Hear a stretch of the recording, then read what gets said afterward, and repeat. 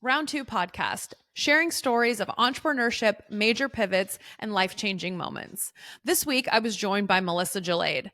She talked to me all about her career in recruiting and how it led her to starting Kindred Talent with her business partner, Maddie. Anyway, Melissa and I had such a great conversation about the job market and how she's been working with her clients to connect them with some really great talent all over the place. So this is definitely a cool conversation to listen to. If you are a business who is looking for great talent, and if you are a job seeker who is looking to be connected to some cool businesses that are looking for different types of expertise, I urge you to listen to this episode and connect with Melissa after it is over. As always, thank you so much for listening. Please like, subscribe, follow, all those good things. Thank you for being here and enjoy the episode.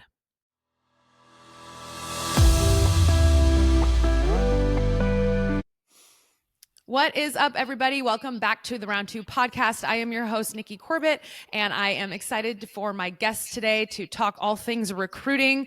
I would like to welcome Melissa Jaalaid onto the Round 2 podcast. How are you? Hey, Nikki. I'm good. I'm so happy to be here. Thank you. I am happy to have you.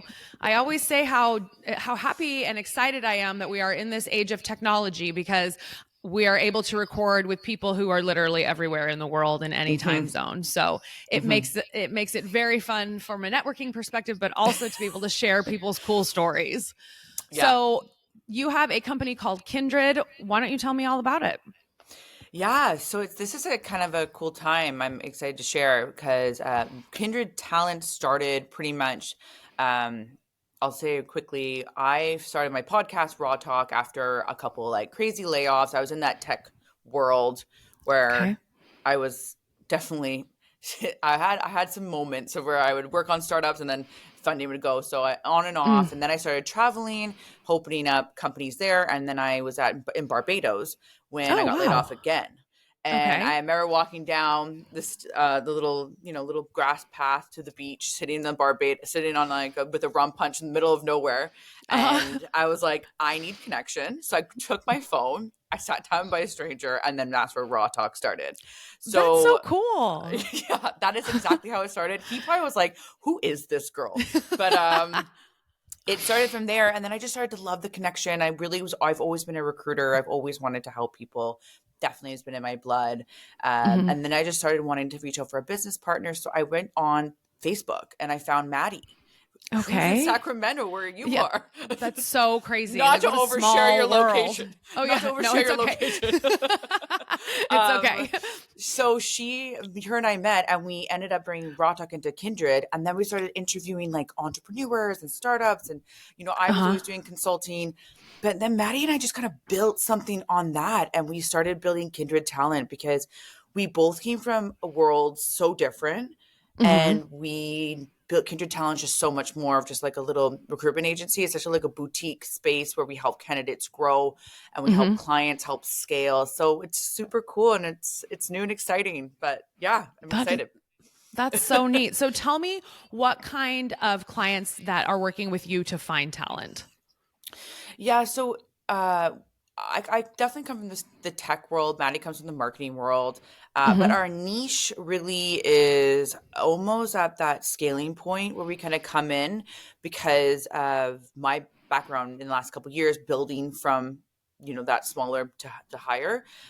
So we're more in the direct response, e-commerce, digital world, and that marketing space.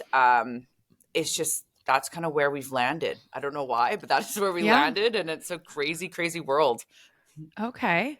And how do people find you to work with you to source talent? Well, I think the podcast naturally just started to get great referrals. We really love telling people's stories. We really have built a really honest relationship with our people that come on to help. They need to be introduced to people and naturally just build great connections. I've been in the world of recruitment for now 15 years, but we're trying to just really build that reputation where the referrals and just really putting ourselves out there. It's definitely competitive. But that's why we're such a niche market where we have kind of built our, almost we like to say what we represent is a new era, like new era of work. And that is our Yes. biggest thing. And that is what we do, is we kind of help bridge the gap between the candidates that have really been it's just a different world out there to our Yeah. clients, right? So we build that new era of work vibe where, we're not going to be able to find great talent online. They're not going to be on job boards. They're going to be on LinkedIn. So I think just us being out there and just building content and building our podcast has really helped see clients be like, okay, these two are doing something different. What are they doing and how are they doing it? Right. So as a job seeker, what is it that how are you finding the job seekers to be a part of your platform, and what types of job seekers do you guys have on your platform? Yeah, I think the job seekers, you're just not going to be able to find the talent because everyone right now, in my opinion, as a recruiter, is a bit nervous Okay. there's a lot of going on behind the scenes, a lot of the different roles, the economy. So a lot of times people are sitting in roles that aren't really looking, so that's where Maddie and I come in, and we really help, get those top talent by doing the headhunting, the networking. We build our newsletter that has a lot of tips and tricks for candidates, just to kind of see different options. If there's somebody that's a little bit passively looking, to reach out, and we can help them with the resources. So it's funny, Nikki, that a lot of more candidates are kind of like secretly reaching out, not Yeah, I bet. actively reaching out. They're like secretly like, hey, can we meet for coffee? Here's how I'm feeling. Because no one wants to rock the boat right now, a lot of Yeah. times. Yeah. And they don't really know where to go. So that's where we're trying to build like a network of like newsletters and resources and courses, and just like them to be passively towards us if they need to like make the move. But that's kind of what I'm seeing behind the scenes.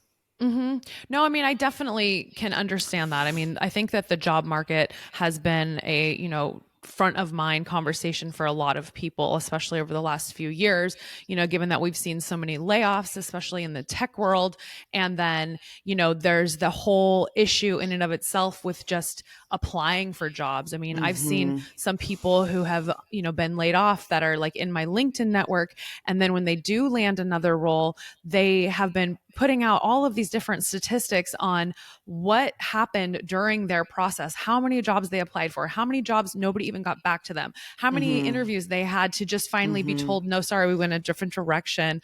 How many times people have gotten ghosted? I mean, there are so many flaws in the whole process in and of itself. And then there are so many candidates that are, like you said, both actively looking, but passively looking, maybe like not telling anybody, but I am looking, all of those things. So I think, and then to add on to that, one of the things I read on your website, which I always laugh when I am meeting somebody new on the podcast and having a conversation, because more often than not, something that comes up is something that I've had a conversation about within the last few days. And I just feel like it's like my stars are aligned with like how my network is growing and my conversations are. But I was just talking to somebody the other day about the traditional 9 to 5. And you guys have something about that on your website, how, that's kind of not where people want to be anymore in that traditional 9 to 5. And I love that because it is the way that the world has changed with remote work, with, worldwide technology and the ability to be working with people all over the world. So it's really neat what you guys are building to, provide a place for people to look for those types of roles. Yeah, and I think that is something that we're super passionate about. We believe that the world is shifting, and our goal at Kindred Talent is to create a space where clients know we have candidates that are going through maybe, how the change. And so, a lot of time the 9 to 5, that it is a bit of a hard thing. And a lot of times clients don't understand where the candidates are coming from. There's just like, I've never seen more miscommunication between a client and candidates ever in the last decade I've been doing recruitment. In my life. Interesting. So clients are coming to us and they're like, we want this, this, and this. I'm like, okay, but let's look at bigger picture. Why do you want this and this? Is that because you just are not looking in to create a new system? Are you feeling nervous? We're kind of coming in and be like, let's create something together where where we're coming from, help build that trusted relationship, because the candidates don't feel trusted by the clients. The clients don't feel trusted by the candidates. And it's like this big misalignment. And that's where Maddie and I are both like, let us come in and help bridge that gap where the trust can happen early on. There's no miscommunications.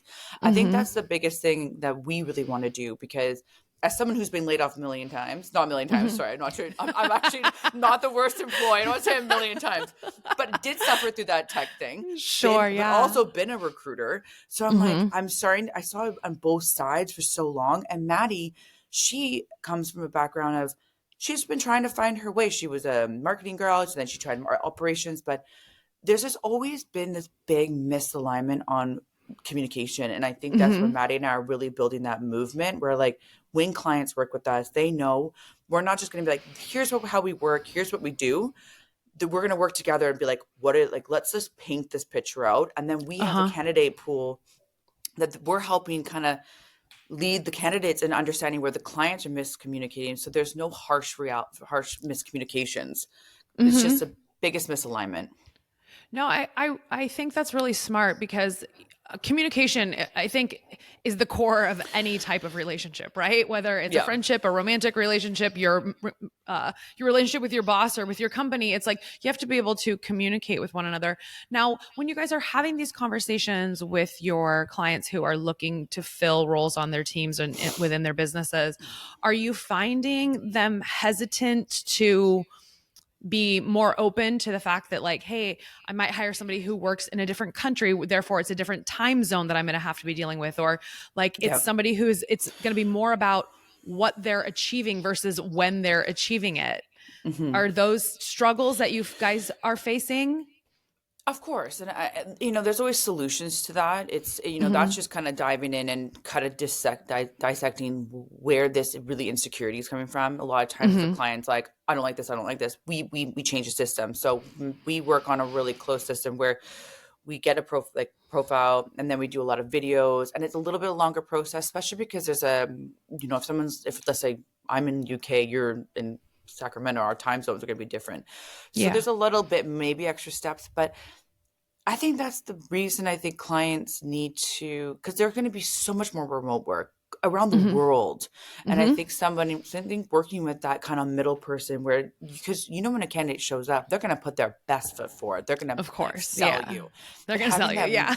having that middle person kind of being like, okay, we're losing this candidate and they really like them, or they having that kind of conversation to maintain, like, I I hire globally. I've hired globally for quite some time. So does Maddie. So Mm-hmm. it's not our first rodeo of a client. It's like, I've never hired overseas before. How does it even start? Like, Mm-hmm. we kind of have both that background. So it's just making sure the client trusts you to know that we're going to make sure that we all come collectively together to find any icky feelings you have. Mm-hmm. No, that's great. That's great. Cause I feel like, I think something that I know something that bothered me prior to COVID, right? There's the pre-COVID world and the post-COVID world. Yeah. And, pre-COVID, it was maybe your company would say like, okay, you can work from home one day a week, or, Hmm. if you're not feeling well, it's okay to work from home and just like stay home if you're like not sick enough or Hmm. you can't do anything today. And then Hmm. COVID happened, and it was like all of a sudden we had to make tons and tons of shifts because Hmm. we were all sent home, and we didn't know when things were going to change. Yeah. So Ooh. I think that helped in a lot of ways, though, because we did have to just put trust in our employees. I was working at a company at a time where I had a really large team. I was about 30 people, and I had to just say, like, put so much more trust in them because I couldn't just casually walk by somebody's desk anymore and be like, hey, how's your Yeah. day going? Like, what can I help Yeah. you with? Like, do you need me for anything? Mhm. And now it was like, oh, hey, you guys want to hop on Zoom again? Yeah, like you really had to kind of step out and really trust. Like, I felt like it was like a really awkward, like, the start of MSN. You had to kind of get a feel, not overthink like one word answers. You had to implement like Mhm. emojis just to get that kind of Right. clarification. Right. um, I also think it's funny. There's so many companies still, though, depending on, and I'm going to go kind of contradict what I'm just saying too. Um, I have people in my life that they want to go back in the office, and that is Mhm. okay too. Yeah. But Yeah. I think what our goal is, new era of work, is just kind of show that you can still have, if you need to work full time in the office, but have that flexibility. I think there's still Yeah. some companies that are like 9 to 5's a must and this and that. And it's just, I don't personally think that's going to be a reality the next couple of years. I think it's going to continue growing into like, we got to continue that trust relationship over, a really dominating leader, making sure they have trust issues that they don't want to deal with. I'm sorry if I get in trouble for that, but that's how I feel. I totally agree, because I stand on the ground of, I don't believe that we need to have people in an office Monday through Friday, 9 to 5, in order to be productive and successful. Yeah. I also, though, really do think that there is a lot of value in in-person collaboration. But again, I don't think that needs to be on a daily or even weekly basis in order to grow a great team, be very successful, and have a culture within the company. I think, and you're totally right. There are some people who do want to go in the office. Prior to leaving my last company, I did go in the office on a very regular basis, simply because I was tired of being at home by myself, and I loved the people that were going into the office. Largely the company works remotely, but a lot of my friends, we were in leadership roles, and I was like, oh, this is cool, because I get to like hang out with my friends while I'm at work. But having that, or I guess not having the pressure of feeling like I had to go in, was nice, because it was like, oh, okay, well, maybe I'm going to take the first couple of meetings from home and then go in around noon and, do whatever and finish my day. Yeah, and totally, and that's how I felt too, and that's how I feel a lot of people feel. You got to remember, a lot of people have moved away. That too. That too. is like, I remember when I first had my 9 to 5 job in downtown Vancouver, we were all like little hipsters living in apartments, and we wanted to go and get ready, and that was just our reality. But life is a bit more expensive than it was 10 years ago, and we do a lot of research on that. So I think sometimes finding people that can afford to have these big offices, some places, life is just like mentally, life is switched, right? So I think having that more flexibility on believing that absolutely work culture is really important. I do have a couple clients that want people in every day, but we did have to kind of like explain, like, if they pick up from school or this, that has to be maybe something that you need to take in consideration. And I've never worked with one person in the last like 10 years that's like never been like, no, they can't pick up their kids from school. Like, I think that has shifted, but I just think the new era of work, I think it's also one of the biggest things we do is we help the candidates that are coming out of a little bit of like a transition build trust in their clients, of why the clients want to do something. Because if you look at LinkedIn, it's like the Hunger Games on there. There is hate against everyone. It's like, oh my God. I get nervous sometimes when I see too much notification. You're like, oh no, what did I post? What kind of response did it get? Seriously. And so I'm like, okay, no, the client did not mean it like that. Let's just like calm down here. Right. It's just too much information. So that's why I think the trusting of the client to kind of like hand that to us, be like, look, there's miscommunication. We don't want you to have this. Let us help you grow there.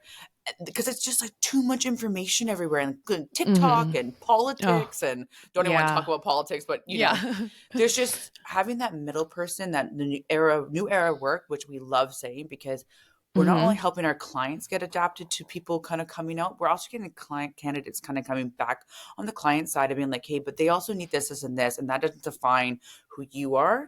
It's because this is what they want. I feel like there's no one in the middle anymore. Everyone's just like on left, right. Yeah. No, I think that's really great, because I think too, going back to the topic of working in the office versus working remotely. Now, again, I will always stand firm in that, in-person collaboration is wonderful. However, if as an employer, you're going to, we're seeing it even now with like a lot of these like return to office, orders that are coming down. And like you said, so many people have moved. It's insane. Like, there was such a mass exodus during COVID from the Bay Area by tech workers, because they were like, oh, wait a minute. Like, I'm working from home. So now I don't have to pay like $5,000 for a shoebox studio apartment in San Francisco. And I can take that money and go and live like in the suburbs of Sacramento and have land and a house. Like, what? Yeah. And and a lot of them were getting laid off. If you think about it, like, you had to take care, and now they're settled, and it's, there's not a lot of places.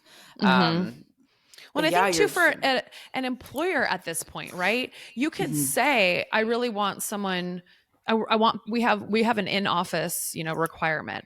But then, I mean, they're limiting themselves to who they can hire. They're limiting Yeah. themselves to a certain radius from where they're located. Whereas if they didn't have that, like the world is literally their oyster.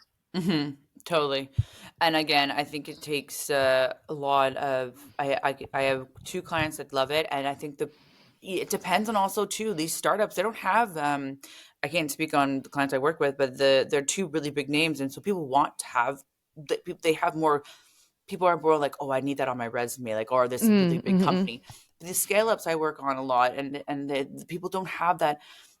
A lot of times candidates think about titles and what's going to Oh, work for right. them, right? So Mm-hmm. if I'm working on a startup of 8 and they don't even know the company very well, no one knows the company really well, it's a big move to ask. But if the two Mm-hmm. companies that do want inside, people are dying to work in the office. The office is Right. great, but it's a Mm-hmm. company of 100 with a really Right. well-known name.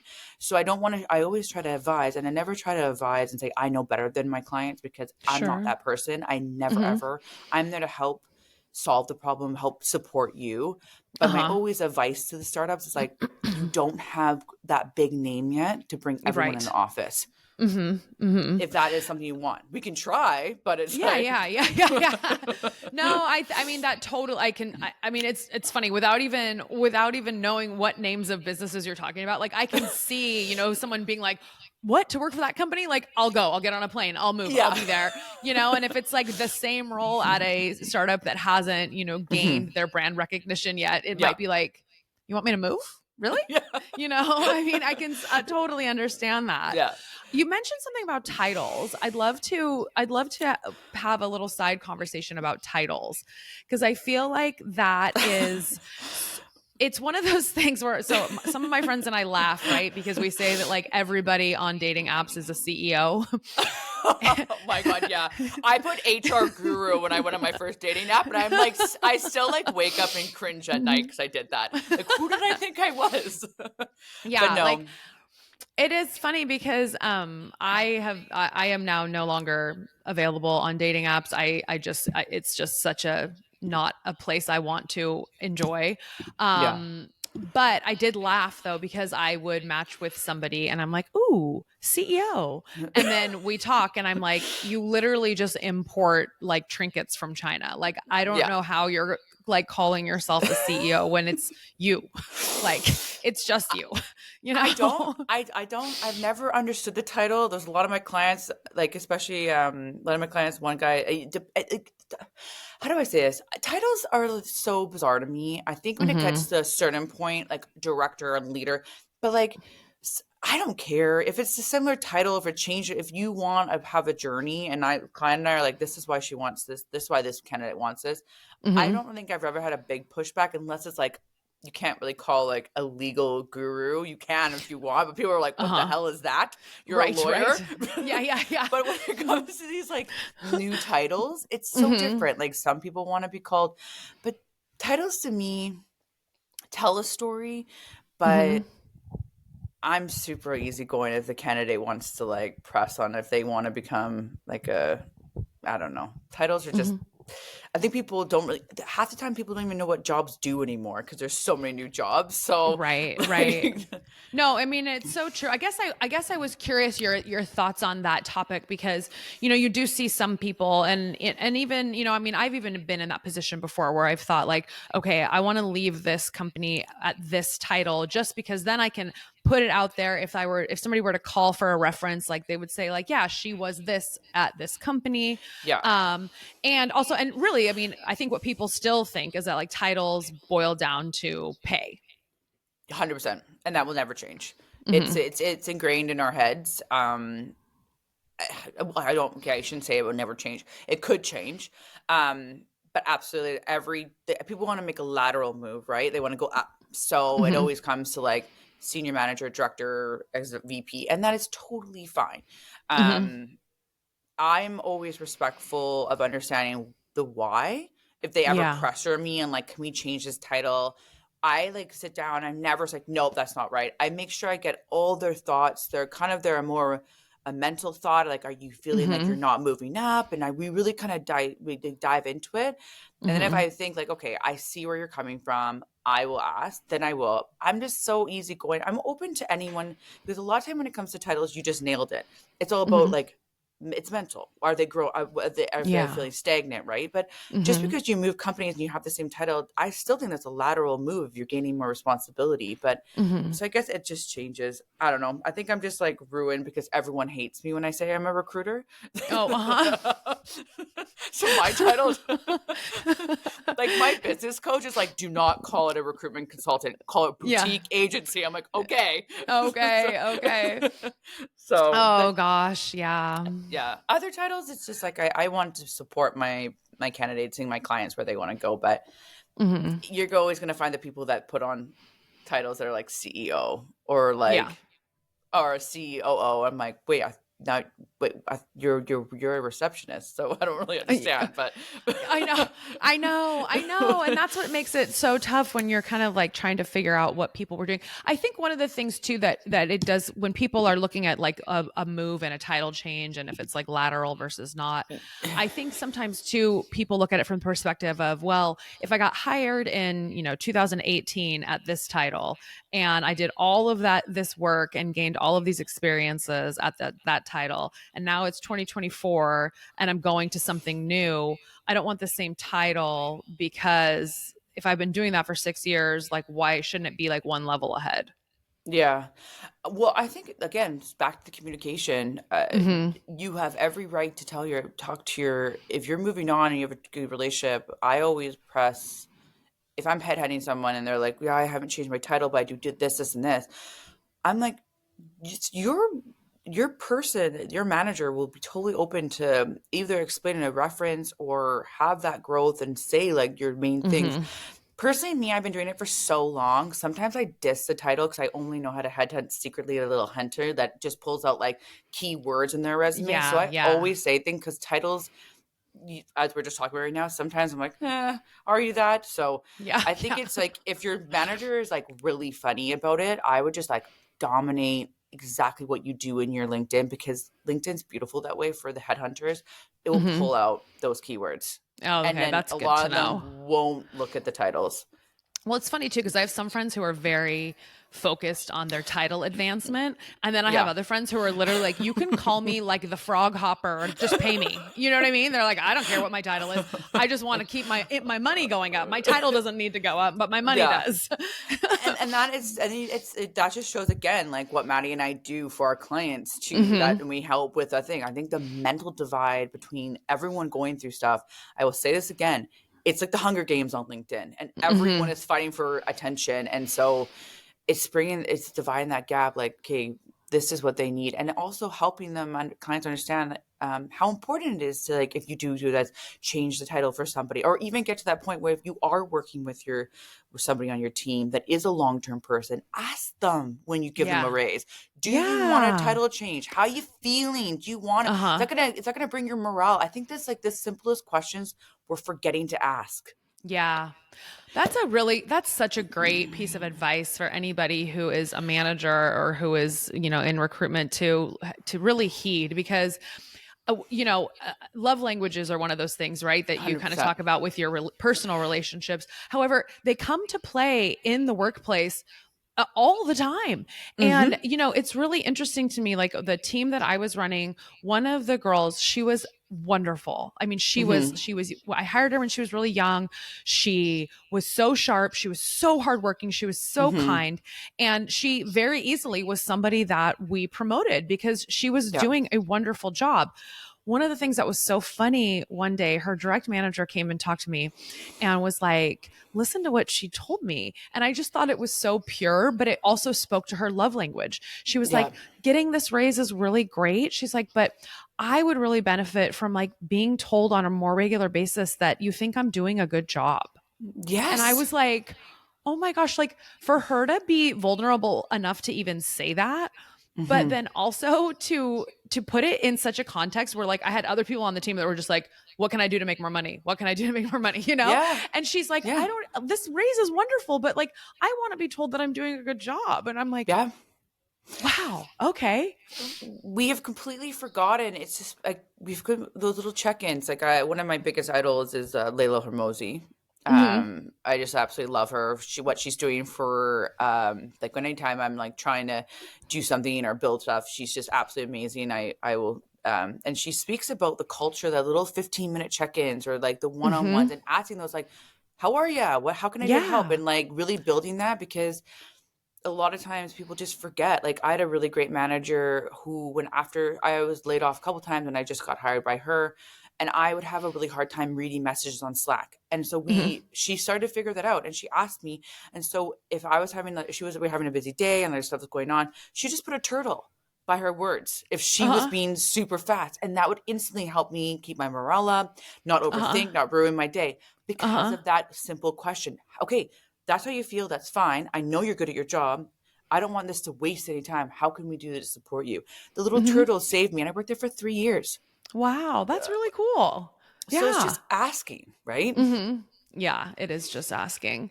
I like that. So wait, so okay, you mentioned you were in Barbados when kind of you got laid off. So first of all, what were you Mhm. doing in Barbados? Were you living the digital nomad life or No, I just was working traveling? no, I got sent from Vancouver. I was Oh, working, okay. yeah, they had just, we really hit the ground running in the Barbados, worked with the Bayesian economy to help build the team there, because a lot of the world got hit by such bad COVID. So they're like, you're going, you can do this. And so, yeah, I was living in Barbados. I was there for 9 months Wow. building the Wait, team there. and which company was this that you were working for? This for Paystone. Oh, okay. I So don't know what that yeah, so kind they're of like a company payment is. processing company. They were Got it. building like, Okay. yeah, Okay. so they were like an e-commerce. So doing a lot of e-commerce and payment processing and stuff. And so it was it was a beautiful, beautiful team. But then unfortunately they got hit by layoffs. And Uh-huh. yeah, so that's where I started. That was my Wow. yeah. And so that's why I started to build what I'm building, because it made me Hmm. really realize I'm like, I want to be able to help both sides build a Yeah. community of this Uh-huh. new era of work. And so does Maddie and I. So we want to like start building the gap together. So there's not Hmm. going to be those crazy layoffs and people are happy. Hmm. And yeah, that's how it started. But Barbados Okay. is amazing, by the Yeah, I way. was gonna Anyone say that you got to has tell not me go, how it was. You got to tell me how it was oh, because I'm such a traveler. So I'm like, you're living on this like island life. Like, I mean, I guess well, it wouldn't be a terrible place to find out that you're laid off. You're like, well, at least I'm in a beautiful place.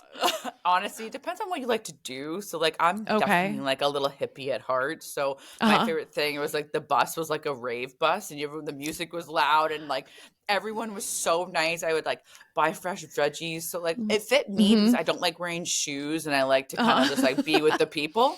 But Uh if it huh. was somebody that likes living and staying in like the Hilton, I Uh don't think that'd be the for huh. Got it. them. Got it. Yeah. Mm, But yeah. yeah, if that's like I'll be forever thankful for that, because the people in Barbados also live so authentically and they're honest and they communicate.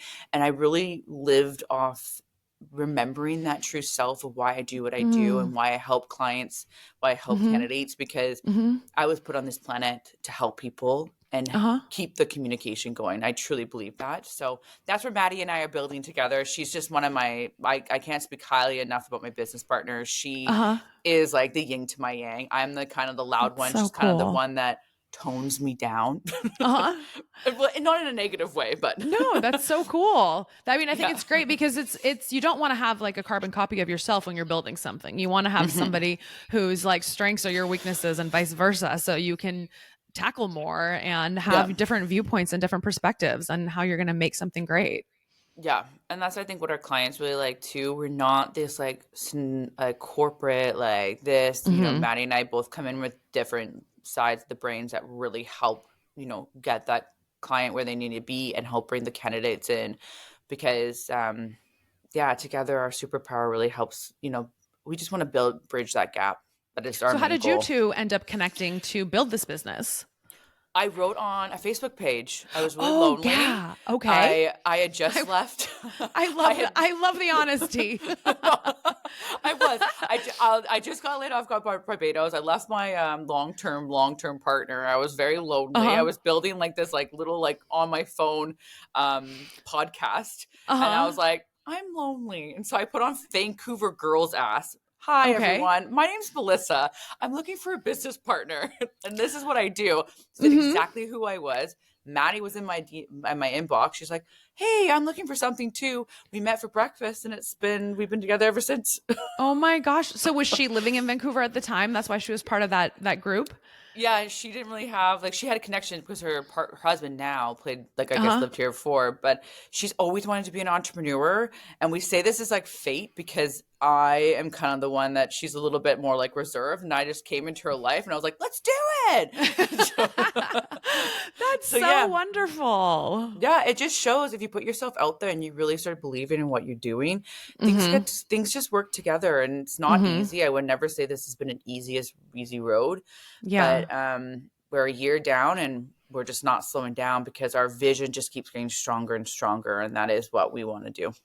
That is so great. So now is it still just the two of you? Yes. No, Our dream that's job. awesome. Hey, Yeah. lean and mean, baby. That's the way to do it. We have a couple people that help us here and there. We have an amazing business coach that has Mm-hmm. really taken us under his wing. He is Uh-huh. has three businesses. He was an old UK grunge rock violinist. Oh, Then wow. he opened up a hot sauce business, and then he opened up Uh-huh. a grilled cheese subscription. Now he runs an ad agency. So Okay. he has been through it all. Seriously. What a um, cool guy. yeah, so it's been fun, but yeah, it's just my biggest advice now coming on and telling this story. It gives me goosebumps because it really just shows if you love what you do, you just don't you know it's going to work out. Mm-hmm. Mm-hmm. I think that is one of the truest things that anyone has ever said. And also, you made a comment about like putting yourself out there, and that is really, I think that's probably the number one thing that holds people back from Hmm. living the way that they really want to live is that fear of like, well, what happens if I put myself out there? And Hmm. what if? And you just truly have to get to a point where you just don't care. No, you Yeah. can't. I'm grateful for my ADHD because I have a rebound of like a rabbit. So even if something makes Uh-huh. me awkward, I forget about it. But Uh-huh. putting yourself out there and being able to just like push past imposter syndrome, Mm-hmm. because that's just the reality of starting out. Yeah, it totally is. And I think too it's like once you figure out, I mean, so we talked about how we kind of came across each other's algorithms Hmm. because of our mutual friend, right? And I think that some of the things that I've learned through going through Courtney's course, but then also the way the other people that have like come into my sphere and what people are talking about is like really finding your niche and like what it actually is that you're doing and what you Yeah. want to be putting out into the world. Hmm. I know for me, I have even been struggling with that over the last probably year. Well, yeah, probably about the last year. And just over the last few months, I'm finally like, oh, okay, here's what I'm doing. Here's how I'm going to need to position it. Hmm. And even just little things like changing words in here, then it makes me Hmm. understand it even better. And then I feel like I Yeah. can articulate myself even better. Hmm. And then just, I'm so like grateful for the people that have come into my life as a result. Yeah, and I love that too. And like Courtney's just a mastermind of just what she does. Oh my gosh, Totally. she and I can tell like not even just to you like I love the I your energy on LinkedIn. I just was engaged with, right? Oh, Because the more thank you put you. yourself out there, the more people that are meant to be in your life will come. And it's crazy Hmm. to think about that Hmm. because this journey of entrepreneurship is not for everyone. And I think Hmm. when you actually start really doing it, you do get a little lonely because Hmm. a lot of people don't understand what you do. So the more you put yourself out there, the bigger your circle is going to be to help you. And, I just Hmm. am so grateful that I had the opportunity to even meet you because I know now we're going to Hmm. hopefully, build our relationship stronger. Oh my gosh, absolutely. It's funny. One of the things that my dad was actually asking me the other day, he was talking to me about the podcast and he was, you know, intrigued by how people are finding me and by how I'm getting all these neat guests and how, I'm talking with all these different people all over the world. And he was saying, do you feel like the talking to entrepreneurs is a market that has a lot of other people doing similar things? And I was like, yeah, Hmm. there's definitely, I've had people on my podcast. You're now one of them that Hmm. also interviews entrepreneurs. I was like, but everyone has their own like twist and their own like unique kind of way of storytelling. And I was explaining to him too that we're at this point now where people are investing in the people. Like, people like a podcast because they like the host, right? Like maybe maybe they'll get a cool celebrity on or something. And you're like, ooh, like I'm going to watch that episode because I love that celebrity. But I know the podcast I listen to because I love the host. So I love that I can share these stories of entrepreneurship with other people because it's like like I said in my little intro form, I want you to have the opportunity to shine. And then I want you to be able to say like, oh, wow, these are some cool clips. Like I'm going to repurpose these and use them. And I like that because, just because it's a podcast about entrepreneurship, like doesn't mean that there can't be 15 to 30, 100 other podcasts about entrepreneurship because we're all different. Amen to that comment, because everyone shouldn't be competing against each other. Everyone should be combining and the thought and like supporting each other, because if we all like actually just put our egos aside of like overthinking, like, hey, Nikki says more than me, like how dare she, or like, oh, this person has my clients, like that's gonna cause like you to calm down, like stay focused, stay consistent, stay true, and be honest. And honestly, just engage in people that are doing the same boat, because it blows my mind the people that have how much I've, learned from just listening. Oh my gosh. I have learned probably more over the last 3.5 months. Actually, no, I would say, let me expand that, because I got to go through the Techstars Accelerator, which was a crash course in all things entrepreneur and startup world. I mean, this year, the amount of things that I have learned, it blows my mind. I'm like, wow, this has been the greatest year literally ever. Yeah, no, amen. And I've noticed it on my side of the thing too. And I'm so happy we did this. Well, Melissa, this has been such a fun conversation. I would love for people who are listening and potentially job seeking or looking to hire great candidates, let them know how they can find you. So yeah, absolutely. I'm on LinkedIn actively. For anyone that's looking, send me on LinkedIn, Melissa Jaalaid. We do have an awesome newsletter too that I would love to promote. That gives like please. we're building a lot of fun courses. We're also building a lot of, we highlight the podcast guests. We highlight a lot of the, tips and tricks that we see for clients. Absolutely. They can just apply on our website. So I'll give you all their info, but the best way for candidates to really get to know what we're building on is to follow the newsletter, because that's who we're kind of looking, and the clients too, but the clients definitely can find me on my LinkedIn. Wonderful. Well, and everybody, all of her information will be in the show notes, so it'll be very easy to find all things Kindred and Melissa. So Melissa, thank you so much for being here. Nikki. And everybody who is listening, please remember to like, subscribe, follow, share, all the good things. Let me know what you think, and I will talk to you next week.